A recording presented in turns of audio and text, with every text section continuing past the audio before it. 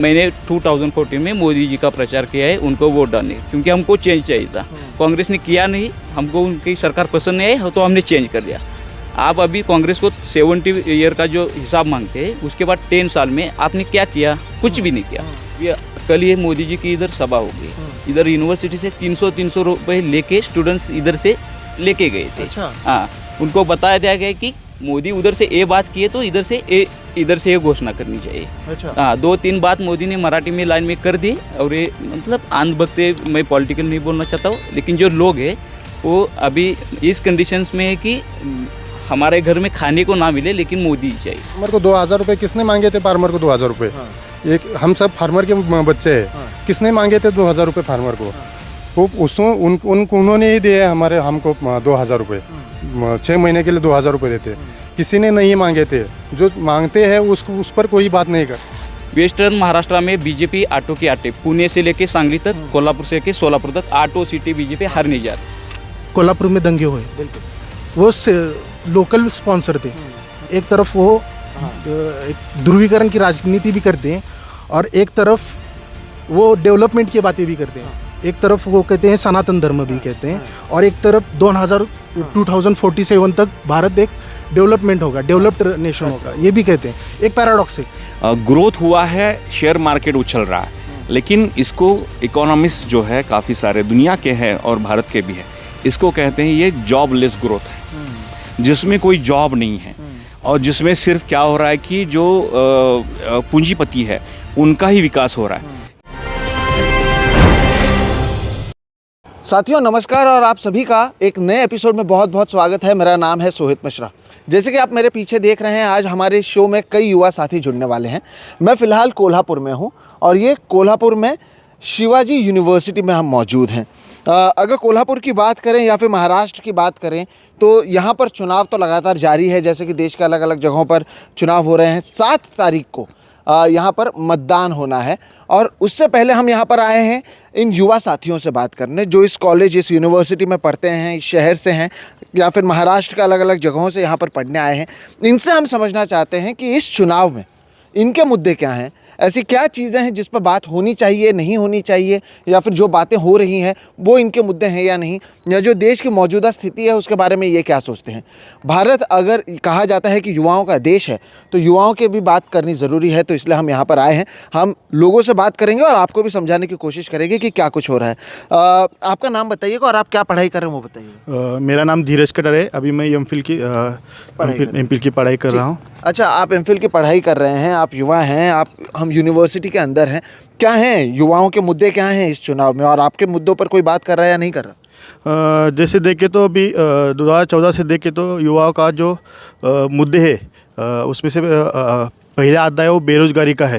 अच्छा। उस पर कोई बात नहीं चल रही है, अभी तक कोई बात नहीं चल रही।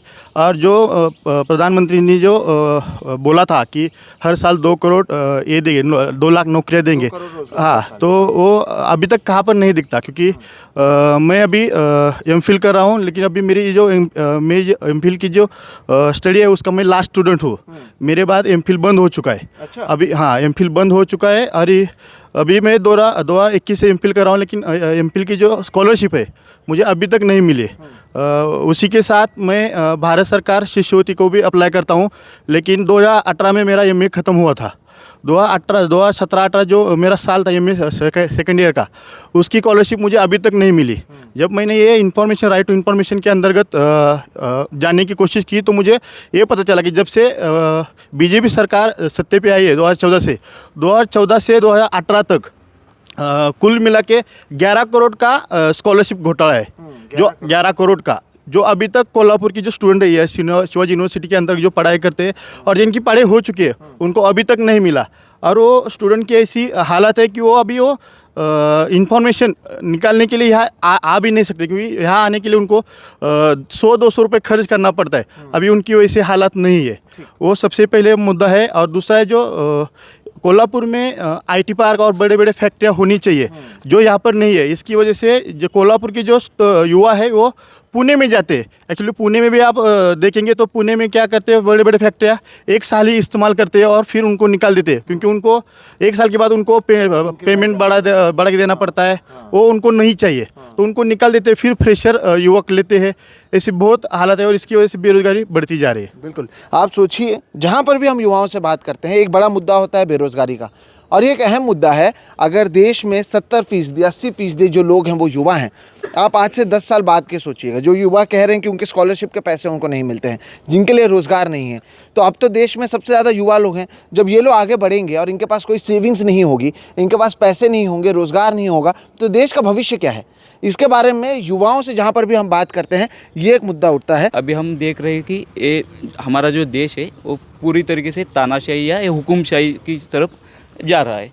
आप देख सकते हैं कि हिटलर भी यही चीज़ें करता था, जो उसको चाहिए वो जनता के उसमें फैलाता था और उसको जो चाहिए वही जनता से उगलता था। अभी भी वही चल रहा है। अभी कल ये मोदी जी की इधर सभा हो गई, इधर यूनिवर्सिटी से 300 रुपये लेके स्टूडेंट्स इधर से लेके गए थे। अच्छा। हाँ, उनको बताया दिया गया कि मोदी उधर से ये बात किए तो इधर से ये घोषणा करनी चाहिए। अच्छा। हाँ, 2-3 बात मोदी ने मराठी में लाइन में कर दी, और ये मतलब आंध भगते, मैं पॉलिटिकल नहीं बोलना चाहता हूँ, लेकिन जो लोग हैं वो अभी इस कंडीशंस में है कि हमारे घर में खाने को ना मिले लेकिन मोदी ही चाहिए। जो भी इधर से आपने 30-40 लोग इधर बुलाए, आपने ऑलरेडी किसी को इन्विटेशन नहीं भेजा था, रैंडमली आपने बुला दिए। इधर इतने भी बाइट ले लिए, एक भी स्टूडेंट्स या एक भी इधर का लोग जो है इधर बीजेपी को या इस सरकार को, मोदी सरकार को सपोर्ट नहीं कर रहा है। आप भी देख सकते हैं, आपने ऑब्जर्व किया नहीं किया, जब हम बैठे थे कुछ लोग इधर से दूर चले गए, किसी को कॉल आया, किसी को कॉल वगैरह कुछ भी नहीं है। ये स्टूडेंट्स के बीच में भी एक डर का माहौल। मैं आज बोल रहा हूँ तो मेरा कल क्या होगा नहीं जानता हूँ। हम जब सोशल मीडिया पे कोई रिएक्ट होता है तो उसको 2 घंटे बाद कॉल आ जाता है, भैया आप थोड़ा सा चुप बैठिए। अभी ये नहीं चल रहा है, क्योंकि जो बीजेपी का जो माइंडसेट है सब लोगों को पता चल रहा है। अब बात करें पॉलिटिकल की या ग्राउंड पे, इधर जो लोग हैं सिर्फ कोल्हापुर के नहीं, इधर 10 या 12 जिलों से स्टूडेंट्स आते हैं इधर। आप 10-12 दिन पहले आ जाते तो सब, आपको अभी एग्ज़ाम एंड है तो सब चले गए। वेस्टर्न महाराष्ट्र में बीजेपी आटो के आटे, पुणे से लेके सांगली तक, कोल्हापुर से लेके सोलापुर तक आटो सिटी बीजेपी हारने जा रही है। क्योंकि लोगों में जो था, 2014 में मैंने खुद मोदी का प्रचार किया है। मैं कांग्रेस से, मेरे इधर कांग्रेस का बाले किला रहा है। अब आज़ादी के समय से मैं सांगली से आता हूँ। मेरा जो एमएलए है वो जो होम मिनिस्टर थे लेट आर आबा, उनके जो जिले तालुके से मैं बिलोंग करता हूँ। लेकिन मैंने 2014 में मोदी जी का प्रचार किया है उनको वोट डालने, क्योंकि हमको चेंज चाहिए था। कांग्रेस ने किया नहीं, हमको उनकी सरकार पसंद नहीं आई तो हमने चेंज कर दिया। आप अभी कांग्रेस को 70 ईयर का जो हिसाब मांगते हैं, उसके बाद 10 साल में आपने क्या किया? कुछ भी नहीं किया। मुझे आप बताइए कि लास्ट 10 साल में जो एजुकेशन पॉलिसीज़ है, एक पॉलिसीज़ बताइए। अभी इधर कोई बीजेपी का नया है, मैं वही देख रहा था, कोई मतलब उनका सपोर्टर कोई आने, मुझे पूछना था उनको कि 10 साल में एज ए स्टूडेंट तुम खुद क्या पाया मोदी गवर्नमेंट से? कुछ भी नहीं। तो लोगों में एक ख्वाब है कि बीजेपी सरकार जो है पूरी तरीके से हिटलर का रूल फॉलो कर रही है, और आगे जाके मुझे सबको बोलता हूँ, आगे जाके सबकी मौत ही है, इसमें कुछ नहीं निकलने वाला है। दूसरी बात है, इनके पास मुद्दा नहीं है, विकास का मुद्दा नहीं है, कुछ नहीं। कल मोदी का भाषण सुनिए, एक भी ऐसा पॉलिसी नहीं कि कोल्हापुर में स्पोर्ट्स है, सब कुछ है, कुछ भी नहीं है। सिर्फ हिंदू है, मुस्लिम है, बाकी कुछ नहीं। मुझे लगता है इंडिया में 40% या 50% मुस्लिम होंगे, डोमिनेंट हिंदू है। हाँ, हिंदू है, डोमिनेंट है, फिर भी हिंदू खतरे में आ रहा है। 20% मुस्लिम है, वो खतरे में नहीं आ रहा है। मुझे लगता है कि सत्ता खतरे में है, बाकी कोई कौन सा भी धर्म या कोई भी खतरे में नहीं है। बिल्कुल। आप क्या पढ़ाई कर रहे हैं? अभी मैं PhD कर रहा हूँ ज्योग्राफी से। मैंने ऑलरेडी मास्टर्स किया है। मैं तमिलनाडु में M.Tech भी किया है। ऐसा नहीं कि मैं किसी व्हाट्सएप पे नहीं पढ़ता हूँ, ये बात है। मैं खुद इतना जानता हूँ क्या चल रहा है क्या नहीं, उस पर मैं बात किया। महिलाओं से भी हम बात करेंगे, और भी साथी हैं, सबसे बात करेंगे। आप लोगों के लिए क्या मुद्दे हैं मैम? जैसे कि मराठी में बात मराठी में बोलिए, कोई बात। 2014च्या आधी काँग्रेस सरकार होतं किंवा कोणतं पण सरकार, गॅसचं दर कमी होतं, कारण महिलांसाठी बरं ते राहू दे, गॅसचं दर वाढलं, पण त्यांनी काय केलं, गॅसचं म्हणजे उज्ज्वला योजना आणली, गॅस घरोघरी वाटले की महिलांसाठी आम्ही गॅस मोफत वाटलं, पण गॅसचं दर वाढवलं त्यांनी. आणि आता इलेक्शन आले त्यामुळं महिलांना म्हणजे सहानुभूती मिळावी ह्यासाठी त्यांनी कमी केलं, पण ते गॅसचा मुद्दा झाला. परत महिला सुरक्षा प्रश्न येते. मणिपूरसारख्या घटना घडल्यात, तिथं महिलांना म्हणजे त्यांचं सरकार होतं म्हणून एवढं त्यावर आवाज उठला नाही आहे. मग महिलांसाठी परत आपले कुस्तीपट्टू त्यांचा तो प्रश्न झाला. म्हणजे महिलांसाठी हा देश अजून सुरक्षित नहीं है, असं मला तरी वाटतं. बिल्कुल। तो इन्होंने कहा कि आप गैस सिलेंडर की बात करते हैं, 2014 के बाद आपने एक तरफ उज्ज्वला योजना लाया, लेकिन गैस के दाम कितने बढ़ा दिए। दूसरी तरफ महिला सुरक्षाओं की बात जब करते हैं, मणिपुर एक बहुत बड़ा मुद्दा है दोस्तों, ये देखिएगा मणिपुर में जो कुछ, और इन्होंने कहा क्योंकि इनकी सरकार है तो ज़्यादा बातें बाहर नहीं निकली हैं, लेकिन महिला सुरक्षा पर इन्होंने मणिपुर का जिक्र किया। इसके साथ ही कहा जो महिला कुश्ती खिलाड़ी हैं उनकी भी बात इन्होंने की। तो ये देखिए, ये सारी जो मुद्दे हैं ये दिल्ली तक सीमित नहीं हैं, महिला जहाँ पर भी हैं उन्हें ये सारे मुद्दे समझ रहे हैं, खासतौर पर युवा जो हैं वो ये मुद्दे समझ रहे हैं। और क्या मुद्दे जी मैम? यूपी सरकार बोलते की म्हणते की तिथं मुलींच्या सुरक्षेसाठी 8पर्यंत घरीच राहावं, पण त्यांनी असं का म्हणत नाहीत की म्हणजे मुलांना चांगलं शिक्षण द्यावं, म्हणजे लैंगिकतेवर शिक्षण द्यावं. मग म्हणजे मुलींनाच रिस्ट्रिक्शन आणलं जातं आणि म्हणतं की मुलींची आम्ही सुरक्षा करायली. ये बहुत अहम मुद्दा है। इन्होंने कहा कि उत्तर प्रदेश में सरकार कहती है महिला सुरक्षा के लिए महिलाओं को 8 बजे तक अपने घर चले जाना चाहिए। महिलाएं क्यों घर जाएं? आपने वहाँ पर जो पुरुष हैं, जो मर्द हैं, उन्हें आप क्यों नहीं कहते हैं कि उन्हें अच्छा शिक्षण दें? ये रिस्ट्रिक्शन एक तरीके से आप बंधन में क्यों महिलाओं को डालते हैं कि अपनी सुरक्षा के लिए आप घर पर रहिए, हम क्या मर्दों को नहीं सुधार सकते हैं? ये एक अहम मुद्दा है। तो महिला सुरक्षा काफ़ी अहम मुद्दा रहने वाला है ये इस चुनाव में। कम से कम युवाओं से बात करते हुए और क्या मुद्दे आप लोगों को लगते हैं जिसके ऊपर आपको लगता है कि बात करना चाहिए? कोल्हापुर के भी मुद्दे होंगे, बाहर के भी मुद्दे होंगे, इस चुनाव के मुद्दे होंगे, मटन मछली मांस की बात होती है, तो क्या मुद्दे हैं आप लोगों के? जो मटन मछली की बात है वो इंडिविजुअल बात है, किसको खाना है किसको नहीं खाना है, ये पर्सनल लेना चाहिए। और वो कौन कहता है कि तुम मत खाओ, कौन कहता है खाओ, ये पर्सनल बात है। जिसको खाना है वो खा सकता है, जिसको नहीं खाना है वो नहीं खा सकता। और मैं एक फार्मर का बेटा हूँ, मुझे ये कहना है कि जब महाराष्ट्र में प्याज निकल रहा था तब गवर्नमेंट ने उसके पर बैन लगाया। अभी गुजरात का प्याज आ रहा है, तब अब कल की ही बात है, गुजरात के प्याज का जब निर्यात बंदी हटाई है, तो ऐसा क्यों महाराष्ट्र में क्यों नहीं, और गुजरात के लिए क्यों ऐसे सुविधा मिलती है? और हमारे सहकारी ने बोला है कि अपने लड़की जो कुश्ती पट्टू थे वो लोग 2-3 महीने तक वहाँ आंदोलन कर रहे थे, लेकिन किसी पॉलिटिक नेता ने, भाजपा का ही नहीं, किसी ने ही उस पर कोई बात नहीं की। मणिपुर की बात कही, मणिपुर तो 6 महीने तक वो आंदोलन चल रहा था, उस पर जाल पोल चल रही थी, उस पर कोई नहीं बोलता। और स्टूडेंट के लिए भी कोई नहीं बात कर रहा है, विधानसभा में नहीं कोई बोल रहा है। क्या है स्टूडेंट्स के मुद्दे क्या हैं? स्टूडेंट को बेरोजगारी में बहुत तकलीफ आ रही है स्टूडेंट को। कोई एग्ज़ाम नहीं हो रहे हैं, जो एग्ज़ाम सरल से की हो रही है उस पर भ्रष्टाचार, जो पैसा देता है उसको ही नौकरी मिल रही है। एक स्टूडेंट ऐसे होते हैं जिनको एक एग्ज़ाम में सिर्फ 50 मार्क मिलते हैं और दूसरे एग्ज़ाम में उनको जितनी मार्क की एग्ज़ाम होती है उतनी उससे ज़्यादा मार्क मिल रहे हैं। ये ऐसा कैसा हो सकता है? जी। इतना ही कहना चाहता हूँ कि जो स्टूडेंट के मुद्दे हैं, जो फार्मर के मुद्दे हैं, फार्मर को 2000 रुपये किसने मांगे थे? फार्मर को 2000 रुपये, एक हम सब फार्मर के बच्चे हैं, किसने मांगे थे 2000 रुपये फार्मर को? वो उन्होंने ही दिए हमको 2000 रुपये, 6 महीने के लिए 2000 रुपये देते। किसी ने नहीं मांगे थे, जो मांगते हैं उस पर कोई बात नहीं करता। वो MSP की बात करते हैं, फार्मर आंदोलन हो रहा है उस पर कोई बात नहीं करता। पंजाब के फार्मर आते हैं, उन पे रोड पे कांटे डालते हैं वो सरकार। ऐसा क्यों? यही मुद्दे हैं हमारे। कोई सरकार ने हमें जो मांगते हैं उसको उस पर ध्यान दें, उस पर बातें करें। जो नहीं- मांगते हैं उस पर बात करें, जो नहीं मांगते हैं वो ना दें। 2,000 रुपया किसानों ने नहीं मांगा है, किसान के बेटे बोल रहे हैं। इनके दर्द को आप समझिए। आप 4 महीने में 2,000 रुपये देते हैं, साल का 6,000 रुपये देते हैं, एमएसपी पर बात नहीं करते हैं। इनके रोजगार का मुद्दा जैसे कि मैंने कहा वो बड़ा है। इसके साथ ही साथ जो प्याज का मुद्दा है, महाराष्ट्र में खास तौर पर कई जगहों पर प्याज जो है वो अलग अलग जगहों पर एक्सपोर्ट होती थी, लेकिन निर्यात को बंद किया गया है, निर्यात बंदी की गई है और किसानों को बहुत नुकसान हुआ है इसका। और शायद उसका दर्द किसान के परिवार वाले उतना ही समझते होंगे, शायद आप और हम ना समझ पाएँ। तो ये 6,000 रुपये जो दे देते हैं नरेंद्र मोदी और आप लोग कह देते कि अरे वाह किसानों को सहायता दी है, तो उनके बच्चों से पूछिए, उन किसानों से पूछिए, आपको पता चलेगा कि क्या उनके लिए वाकई ये फ़ायदा है या नहीं। ये सारे मुद्दे हैं वो बहुत इंपॉर्टेंट हैं। सर आप अपना नाम बताएं, आप क्या पढ़ाई कर रहे हैं वो बताएं, आपके क्या मुद्दे हैं और उन मुद्दों पर बातचीत हो रही है या नहीं?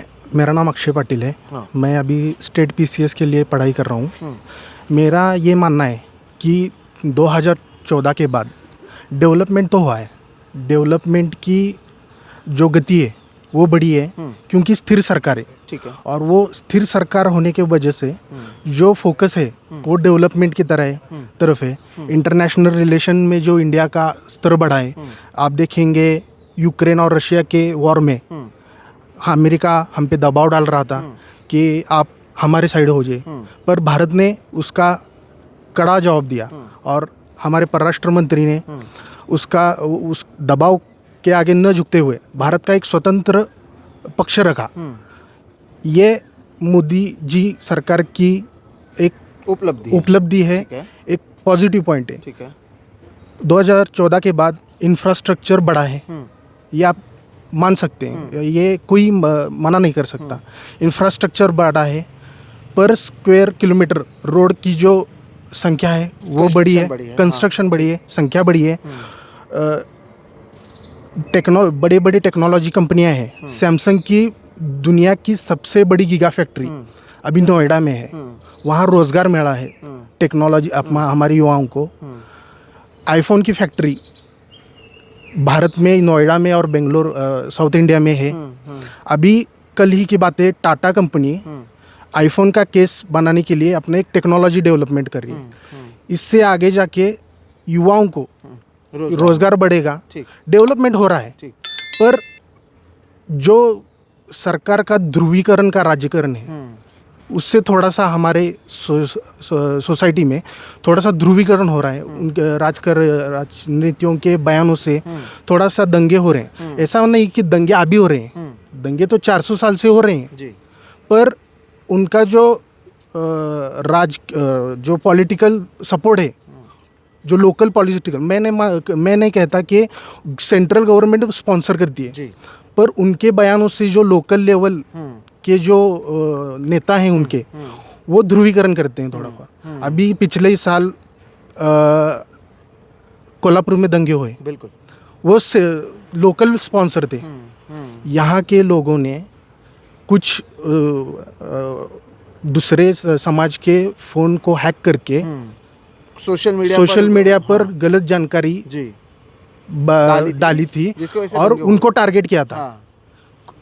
कौन हैक किया था, पुलिस केस क्या हुई आगे, वो थोड़ा सा है, पर मैं कहता हूँ कि डेवलपमेंट तो हो रहा है। ये इंटरेस्टिंग है। आप बताइए, एज अ वोटर आप तवज्जो किसको देंगे? एक तरफ विकास है, दूसरी तरफ आपने कहा कि ध्रुवीकरण की राजनीति है, तो एज अ वोटर आपको तवज्जो या इंपॉर्टेंस ज़्यादा क्या है? डेवलपमेंट वो सही हो रहा है या फिर ध्रुवीकरण की राजनीति है वो गलत हो रहा है? भारत को अभी तो एक स्थिर सरकार चाहिए, ठीक है, और डेवलपमेंट चाहिए। लोगों के पास रोजगार होगा, रोजगार मिल रहा है, लोगों के पास रोजगार होगा तो दंगे कम होंगे। दंगे क्यों हो रहे हैं? क्योंकि रोजगार नहीं है, उनके पास काम नहीं है। डेवलपमेंट हो रहा है। ये मोदी गवर्नमेंट का एक पैराडॉक्स मैं कहता हूँ कि एक तरफ वो एक ध्रुवीकरण की राजनीति भी करते हैं और एक तरफ वो डेवलपमेंट की बातें भी करते हैं। एक तरफ वो कहते हैं सनातन धर्म भी कहते हैं, और एक तरफ 2047 तक भारत एक डेवलपमेंट होगा, डेवलप्ड नेशन होगा, ये भी कहते हैं। एक पैराडॉक्स है।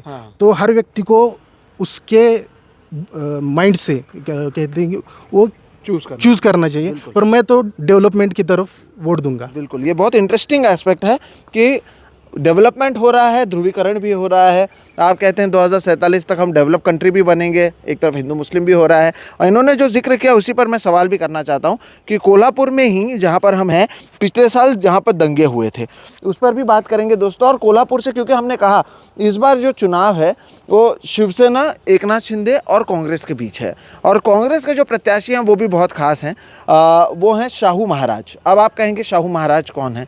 तो छत्रपति शिवाजी महाराज के ये 12वें वंशज हैं, कोल्हापुर से ये आते हैं। और यहाँ पर सामाजिक तौर पर एक नाम तो है, लेकिन अब पॉलिटिकल तौर पर लोग क्या सोचते हैं वो भी हम बात करेंगे।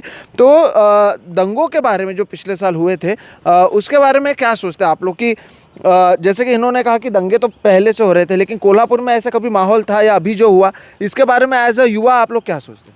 मराठी में? हाँ, मराठी में बोलिए। हिंदू मुस्लिम एक हे आहे, त्यामुळं दंगा झाला होता. ते काहीतरी एक व्हायरल क्लिप केली होती ते कुणीतरी. मग ती एक स्ट्रॅटेजी असू शकते किंवा हे असू शकते असे. पण हे तुम्हाला पटतंय नाही पटतंय काय? हे पटत नाही सध्या तरी. हां. भारत एक विकसित भारत आहे, आता विकासाच्या मुद्द्यावर पुढं चालला आहे. हे पाठीमागच्या जातीमध्ये असे तेढ निर्माण करणे हे चुकीचं आहे सध्या. असं व्हायला ना पाहिजे. तो इनका कहना है कि हिंदू मुस्लिम के नाम पर यहाँ पर एक तरीके से पिछले साल दंगे करने की कोशिश की गई, और ये नहीं होना चाहिए। आप विकास की बात करते हैं या विकास के मार्ग पर अगर हमें आगे जाना है तो दंगा नहीं होना चाहिए, ये कहा। अब शाहू महाराज पर भी मैं सवाल पूछना चाहता था। सर, आप भी अपना नाम और अपना परिचय दीजिएगा। H D Patil. मला या देशातला जो अन्नदाता आहे शेतकरी, याच्याबद्दल काही माझं मत मांडायचं आहे. आपल्याला असं दिसतंय की या 10-15 वर्षामध्ये बी जे पी सरकार आल्यापासून शेतकऱ्याकडं टोटली दुर्लक्ष आहे.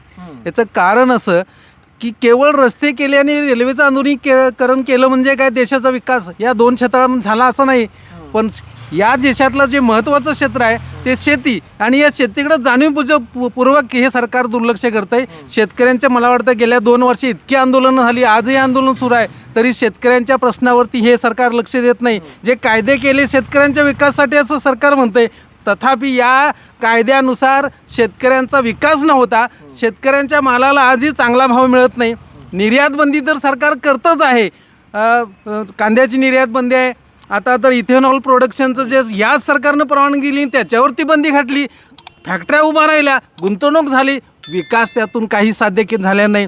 सरकार म्हणते 2,000 रुपये आम्ही 4 महिन्यासाठी 2,000 रुपये देतोय, परंतु शेतकऱ्यांना जे दिलं सरकारकडून पुरवठा केला होता, खतांचा पुरवठा केला होतो, याच्या किमती तिप्पट झाल्या.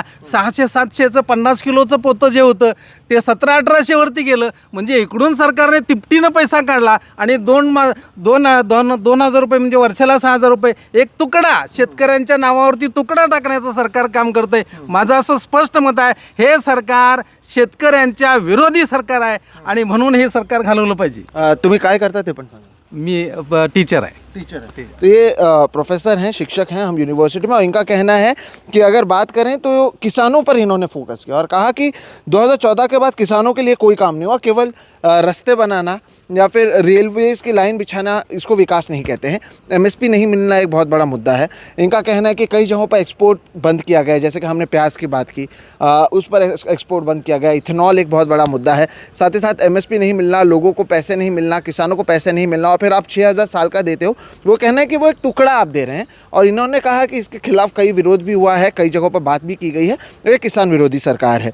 बिल्कुल ये रहे तो नेशनल लेवल के मुद्दे। अगर कोल्हापुर की बात करें तो मेरा सवाल यही था, शाहू महाराज आते हैं एक रॉयल फैमिली से, ठीक, और हम हैं डेमोक्रेसी में, अब वो इलेक्शन लड़ रहे हैं, तो इलेक्शन में महाराज आए हैं, ये क्या आप लोगों के लिए मुद्दा है? और शाहू महाराज इलेक्शन लड़ रहे हैं, उसके बारे में आप लोग क्या सोचते हैं? जैसे कि मैंने लोगों को भी कहा छत्रपति शिवाजी महाराज के वो वंशज हैं, 12वें वंशज हैं, तो इसके बारे में आप लोग क्या सोचते हैं? ये सही प्रश्न है, लेकिन कैसा है, अगर वो शाहू महाराज है, लेकिन अभी डेमोक्रेसी चल रही है और डेमोक्रेसी में हर एक को इलेक्शन लड़ने का अधिकार है, तो ये मुद्दा वहाँ पर नहीं आता कि वो महाराज है। हाँ, वो एक सामान्य ही उम्मीदवार बन के ही वो इलेक्शन लड़ रहे और लगातार अब उनका विचार करें तो वो छत्रपति राजर्षि शाहू महाराज के वंशज है। तो उन्होंने अपने कार्यकाल में जो एजुकेशन होगा या सामाजिक तौर पर जो विकास किया है इस कोल्हापुर संस्थान में, उन्हीं का प्रभाव उनके अभी के जो उम्मीदवार है उनके ऊपर है और वो उन्हीं के विचार पे काम धाम करते। अभी वो ज़्यादातर कोल्हापुर में जो सामाजिक तौर पे कोई प्रश्न उपस्थित होता है या फिर अन्य कोई सवाल उपस्थित होता है तो वो वहाँ पर प्रेजेंट रहते हैं, क्योंकि वो अपना अधिकार समझते हैं कि मैं वहाँ पर रहूँ। एक महाराज के तौर पे नहीं, लेकिन एक कोल्हापुर एज अ कोल्हापुर नागरिक के तौर पर उन्हें ऐसा लगता है कि मैं वहाँ पर हूँ और वो रहते। अभी जो पिछले साल जो दंगल हुआ तो दंगल के समय में उन्होंने प्रशासन को खुद बोला कि मैं लोगों को बोलता हूँ कि आप जो ये अभी दंगा कर रहे हो वो बंद कीजिए। वही मुद्दा है जब राजू शेट्टी किसानों के लिए आंदोलन कर रहे थे या हाईवे पे, तभी भी शाहू महाराज वहाँ पर गए थे। ऐसा नहीं है कि वो महाराज है इसलिए कुछ अब तक नहीं थे, वो पहले से ही इस कोल्हापुर के जो सवाल है उस सवाल में रहते। अभी हमें भी उनसे यही दरख्वास्त है और हमें भी उनसे यही इस्तेमाल है कि जो आपके जो पूर्वज है राजर्षि छत्रपति शाहू महाराजों ने ये कोल्हापुर का जो सम्मान रखने के लिए उनके समय में जो कुछ भी किया वो आप वही आप अगर आप एमपी बनते हैं तो आपको भी उसका ख्याल करके वो समझ में लेके वो बातें समझ में लेके वो वही का आपको करना चाहिए। बिल्कुल। अगर महाराष्ट्र की बात करें दोस्तों तो शाहू फुले अंबेडकर के बारे में कहा जाता है और इस विचारधारा को आगे लेकर जाने के लिए कहा जाता है। तो छत्रपति शाहू महाराज जो अब चुनाव लड़ रहे हैं उनके परदादा थे शाहू महाराज, और ये जहाँ पर हम मौजूद हैं कोल्हापुर, ये समझ लें कि ये उनकी किंगडम थी उस समय जब हम बात करते हैं, और यहाँ पर कई सारे काम हुए थे। अगर आप महाराष्ट्र के इतिहास या शाहू महाराज के इतिहास के बारे में देखेंगे तो उन्होंने उस समय रिजर्वेशन की बात की थी जब शायद कोई बात नहीं करता था, तो इसलिए उन्हें पुरोगामी महाराष्ट्र यानी अब जो डेवलप महाराष्ट्र है या आगे की सोच रखने वाले महाराष्ट्र के बारे में जब भी बात करते हैं तो शाहू फुले अंबेडकर इन तीन की बात होती है और उनके ही परपोते चुनाव लड़ रहे हैं। गिरीश जी, आपसे हम बात करना चाहते हैं। हमने कई तरह के बात की हैं और ये भी दर्शकों को बता दूं, ये जहाँ पर हम बैठे हैं इसे यहाँ के जो युवा साथी हैं इसे भगत सिंह कट्टा कहते हैं। यहीं पर अलग अलग चीज़ों पर, विचारधारा पर, सवालों पर लोग आपस में छात्र चर्चा करते हैं। तो ये जो मुद्दे हैं ये कितने महत्वपूर्ण हैं जो अब तक आपने सुने हैं। शाहू महाराज के बारे में ये कह रहे हैं कि वो सोशली एक्टिव हैं, लेकिन उन्हें हम एज अ प्रत्याशी देखें या कोल्हापुर के लोग उन्हें छत्रपति शिवाजी महाराज के वंशज के तौर पर देखते हैं, और क्या क्या मुद्दे यहाँ के स्थानीय मुद्दे हैं जो इस चुनाव में महत्वपूर्ण हैं? देखिए, ये चुनाव जो है ये असेंबली का चुनाव नहीं है, ये लोकसभा का चुनाव है। तो लोकसभा के चुनाव में जैसे कई सारे हमारे साथियों ने कहा, अपनी बात रखी कि फॉरेन पॉलिसी से लेकर किसान, जो समाज में तबके हैं अलग अलग, महिला हो, छात्र हो, किसान है, मजदूर है, माइनॉरिटी है, आदिवासी है, इन सभी के बारे में उनके भविष्य को तय करती है लोकसभा। इसीलिए महत्वपूर्ण हो जाता है कि जो युवा है वो युवा बढ़ चढ़कर इसमें अपनी बात रखे और भूमिका लेके वोट डाले। अभी जो दिख रहा है महाराष्ट्र में और पूरे देश में, ये ख़ास तौर से महाराष्ट्र, यूपी, बिहार जो 2 चरण के चुनाव हुए उसमें दिख रहा है कि 50 से 55% तक ही ये चुनाव का परसेंटेज रहा है। महाराष्ट्र की अगर बात छेड़े तो महाराष्ट्र में एक जो लोकतंत्र रहता है कि सत्ता में का एक पक्ष होता है, दूसरा विपक्ष होता है। महाराष्ट्र की राजनीति जो पिछले 4 साल से चली आ रही है वो इसमें कोई विकास के मुद्दे पर बात ही नहीं हुई। इसमें जोड़ तोड़ की राजनीति, आयाराम गयाराम पार्टी को तोड़ना, यहाँ से एमएलए खरीदना, एमपी खरीदना, इन सारे मुद्दों पे ये सारा 4 साल में बहस चली है। इसीलिए यहाँ के जो एमपी है वो भी जो शिवसेना के एमपी थे वो अपना पुरानी पार्टी छोड़कर एकनाथ शिंदे के साथ चले गए। तो इसको लेके लोगों में काफ़ी नाराज़गी कि जिन मुद्दों को, जिन मैनिफेस्टो में आपने 2019 के साल में कर आप चुनाव जीते थे, वो छोड़ के आप एक अलग पार्टी में जा रहे हैं और एक पार्टी को जोड़ तोड़ की राजनीति का हिस्सा बन रहे हैं। विकास की यहाँ बात नहीं हो रही, यहाँ छात्रों के मुद्दों की बात नहीं हो रही है। इसीलिए ये व्यक्ति की कम है यहाँ पे अभी राजनीति या जो फोकस रहा है इस चुनाव का, ये अभी विचारधारा की लड़ाई बन गई है। और देश इससे पहले 75 साल में कभी इतना नहीं बटा है, ओपिनियन जो है नहीं बटा है। इसमें सोशल मीडिया की बहुत सारी अहम भूमिका रही है, जो बहुत जो मेजरली जो स्पॉन्सर्ड सोशल मीडिया है। इसीलिए अभी जो बात हो रही है वो संविधान बचाने की बात हो रही है, क्योंकि महाराष्ट्र की और ख़ासतौर से कोल्हापुर की जो जनता रही है वो प्रगतिशील रही है, शाहू महाराज जी के विचारों पे चलने वाली रही है। और आरक्षण को लेके बहुत सजग है यहाँ की जनता। तो अगर आप 400 की बात कर रहे, 400 आपको सीटें क्यों चाहिए? आप 200 अगर 80, 82, 83 तक का अगर मेजॉरिटी का लेवल है लोकसभा में, तो आपको 400 किस लिए चाहिए? तो लोगों के मन में जाहिर है कि उसमें उनके मन में शंका है कि अगर आप 400 चाहते तो आपको संविधान बदलना है। जैसे इन्होंने संविधान के साथ छेड़छाड़, आप देख रहे हैं कि कई सारे मुद्दे जो है पिछले 2014 से कई सारे मुद्दों पर इन्होंने संविधान के जो एक वैल्यूज़ है, सेक्युलरिज्म हो गया, 370 का जो है, इन मुद्दों पे हमेशा राजनीति की है। दो मुद्दे हैं आखिर में रखना चाहता हूँ विकास के बारे में। ग्रोथ हुआ है, शेयर मार्केट उछल रहा है, लेकिन इसको इकोनॉमिस्ट जो है काफ़ी सारे दुनिया के हैं और भारत के भी है, इसको कहते हैं ये जॉबलेस ग्रोथ है, जिसमें कोई जॉब नहीं है और जिसमें सिर्फ क्या हो रहा है कि जो पूंजीपति है उनका ही विकास हो रहा है। कांग्रेस के ज़माने में भी पूंजीपतियों का विकास होता, जिसको पुरजोर विरोध हम करते थे, लेकिन कांग्रेस के ज़माने में कई सारे पूंजीपतियों का विकास होता था। और ख़ास तौर से जो लघु उद्योग जिसको कहते हैं स्मॉल स्केल इंडस्ट्री जो है वो भी बढ़ती थी आगे। लेकिन इस 2014 से जो मोदी सरकार का जो एक कैरेक्टरिस्टिक आप बोल सकते हैं, इसमें संपत्ति का सेंट्रलाइजेशन हुआ है। आप फोर्ब्स की अभी लिस्ट देख लीजिए या ऑक्सफैम जो रिपोर्ट रिलीज़ करती है, उसमें क्या कहा गया है? उसमें यही कहा गया है कि 1% जो पूंजीपति है इस देश के, उनके हाथों में 70% संपत्ति जो है जमा हुई। कोरोना काल आप मिस नहीं कर सकते, लोगों के जहन में है।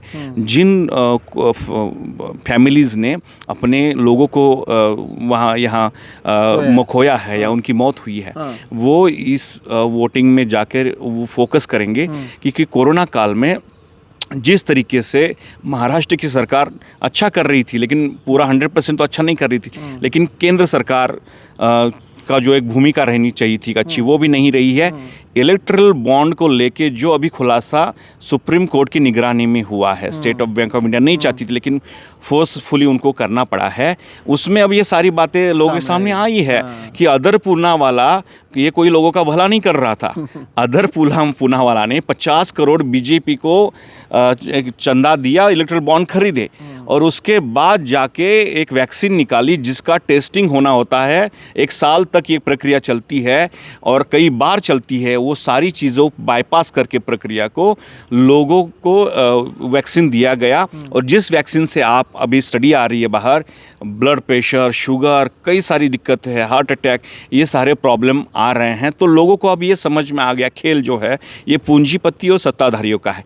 इसीलिए कोल्हापुर की जनता जो है एमएसपी पे वोट देगी अपना। बेरोजगारी की अभी बात चली है वो उस पर होगी। पारदर्शिता जो रिक्रूटमेंट होता है उसमें पारदर्शिता नहीं है।